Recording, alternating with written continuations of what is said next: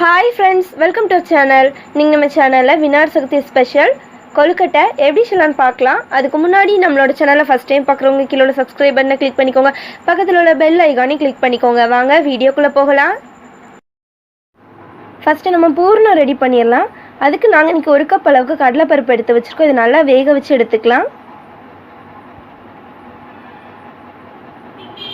பாருங்கள் ஃப்ரெண்ட்ஸ், கடலைப்பருப்பை வேக வச்சு 1-2 மேஷ் பண்ணி எடுத்து வச்சுருக்கோம். இப்போ ஒரு பாத்திரத்தில் நம்ம 3/4 கப் அளவுக்கு வெல்லம் சேர்த்துக்க போகிறோம். நம்ம எந்த கப்புக்கு கடலைப்பருப்பு எடுத்தோமோ அதே கப்புக்கு 3/4 கப் அளவுக்கு வெல்லம் சேர்த்துக்கோங்க. இப்போ இதில் 1/4 கப் அளவுக்கு தண்ணி சேர்த்துட்டு இது நல்லா கலந்து விட போகிறோம். தண்ணி அதிகமாக சேர்க்க வேண்டாம், 1/4 கப் அளவுக்கே போதுமான அளவாக இருக்கும். வெல்லம் பாகு ஸ்டேஜ்லாம் வர வேண்டாம், வெல்லம் கரைஞ்சி வந்தாலே போதும். பாருங்கள் ஃப்ரெண்ட்ஸ், வெல்லம் நல்லா கரைஞ்சி வந்துருச்சு. இதில் நம்ம வேக வச்சுருக்க கடலைப்பருப்பை சேர்த்து நல்லா கலந்து விட போகிறோம்.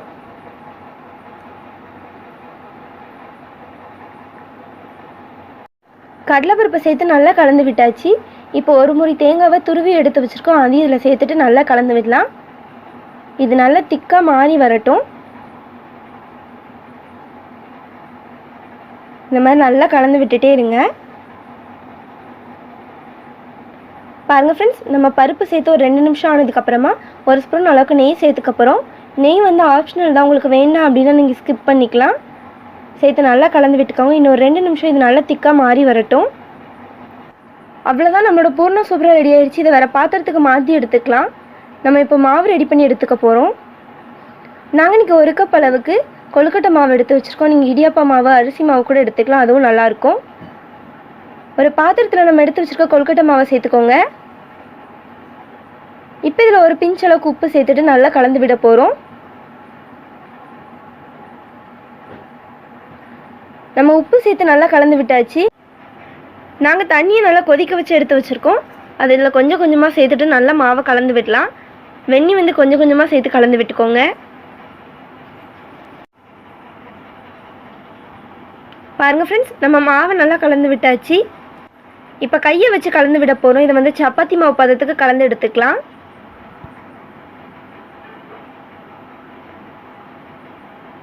நம்ம மாவை நல்லா சப்பாத்தி மாவு பதத்துக்கு கலந்து எடுத்தாச்சு.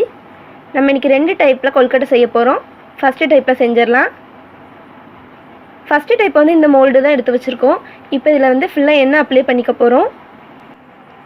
பாருங்கள் ஃப்ரெண்ட்ஸ், இந்த மாதிரி ஃபுல்லாக எண்ணெய் அப்ளை பண்ணிக்கலாம். நம்ம 2 சைடுமே நல்லா எண்ணெய் அப்ளை பண்ணியாச்சு. இப்போ நம்ம ரெடி பண்ணி வச்சுருக்க மாவுலேருந்து கொஞ்சமாக மாவு எடுத்துகிட்டு இந்த மாதிரி ஒரு சைடு வச்சு ஃபுல்லாக அமுத்தி விட்டுக்கலாம். இதே மாதிரி அந்த சைடும் செஞ்சு எடுத்துக்கலாம்.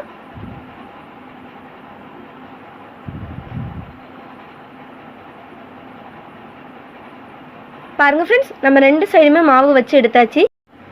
இப்போ நம்ம ரெடி பண்ணி வச்சுருக்க பூர்ணத்தை கொஞ்சமாக எடுத்துகிட்டு இதில் ஒரு சைடு வச்சுட்டு இதை மூடி எடுத்துக்க போகிறோம். பாருங்கள் ஃப்ரெண்ட்ஸ், இந்த மாதிரி மூடி விட்டுக்கலாம். எக்ஸ்ட்ரா இருக்க மாவை ரிமூவ் பண்ணி எடுத்துக்கோங்க. இதை ஓப்பன் பண்ணலாம். பாருங்கள் ஃப்ரெண்ட்ஸ், நம்ம என்ன தேய்ச்சினால மாவு ஒட்டவே இல்லை, இந்தளவுக்கு சூப்பராக விலகி வந்துருச்சுன்னு. இப்போ இன்னொரு டைப் செய்யலாம்.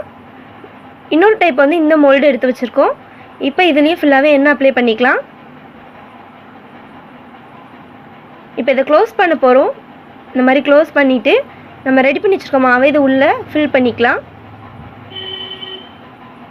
பாருங்கள் ஃப்ரெண்ட்ஸ், இந்த மாதிரி ஃபில் பண்ணிக்கோங்க. விரலை வச்சு நல்லா அமுத்தி விட்டுக்கோங்க. நம்ம ஃபுல்லாக ஃபில் பண்ணியாச்சு. நம்ம ரெடி பண்ணி வச்சுருக்க பூர்ணத்தை இதில் வைக்க போகிறோம்.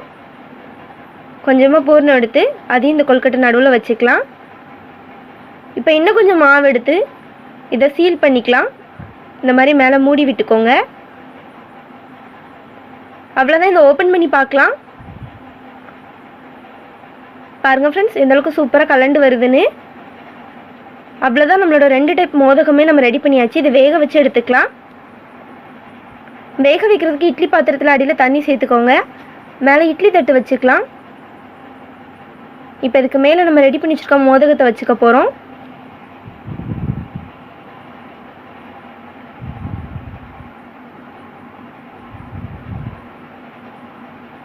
இப்போ இதை மூடி போட்டு மூடி வைக்கலாம். 10 நிமிஷம் கொழுக்கட்டை நல்லா வெந்து வரட்டும். 10 நிமிஷம் ஆயிடுச்சு. இதை ஓப்பன் பண்ணி பார்க்கலாம். பாருங்கள் ஃப்ரெண்ட்ஸ், கொழுக்கட்டை நல்லா வெந்து வந்திருக்கு. இதை வேறு பாத்திரத்துக்கு மாற்றி எடுத்துக்கலாம். பாருங்கள் ஃப்ரெண்ட்ஸ், நம்மளோட விநாயகர் சதுர்த்தி ஸ்பெஷல் கொல்கட்டை இந்தளவுக்கு சூப்பராக ரெடி ஆயிடுச்சுன்னு. ரொம்ப ஈஸியாக சொல்லலாம், டேஸ்ட்டும் சூப்பராக இருக்கும். கண்டிப்பாக நீங்கள் விநாயகர் சதுர்த்தி அன்றைக்கி இதை வீட்டில் ட்ரை பண்ணி பாருங்கள்.